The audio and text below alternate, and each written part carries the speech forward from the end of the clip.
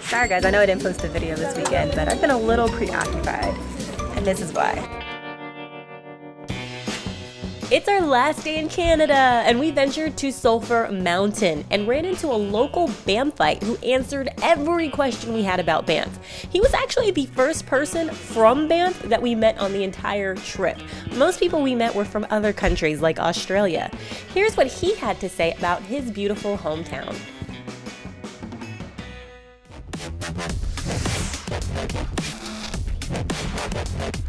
I boycotted it until I heard that there was a bear in it. So that grizzly bear in Revenant is going to be twice the size of the grizzly bears here. So the average weight here for the bears is going to be about 600 pounds.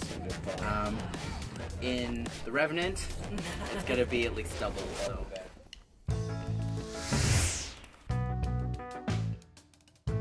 Most likely place that you'll see a bear is on the Bow Valley Parkway. So that's the secondary highway between Banff and Lake Louise. And then on the way towards Jasper, so the 93 North or the Icefield Park. Here we have 4 of the predators of the national park. So we have a cougar or a mountain lion here.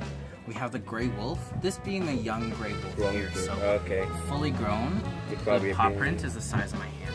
Wow. So it's bigger. And then we have the black bear here and the grizzly bear. This is a grizzly bear paw? Yes. You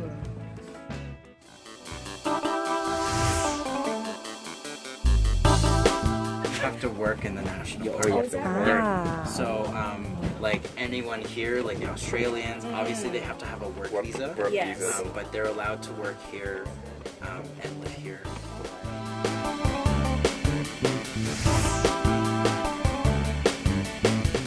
For the Australians specifically, because we have so many of them here in Banff. We noticed. It's basically like the second Australian capital of Canada, Whistler being the first.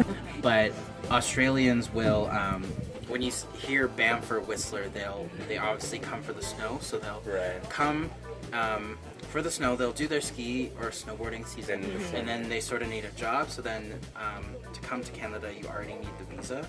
So they applied for the visa, came here, did their sort of holiday part, and then they found a job.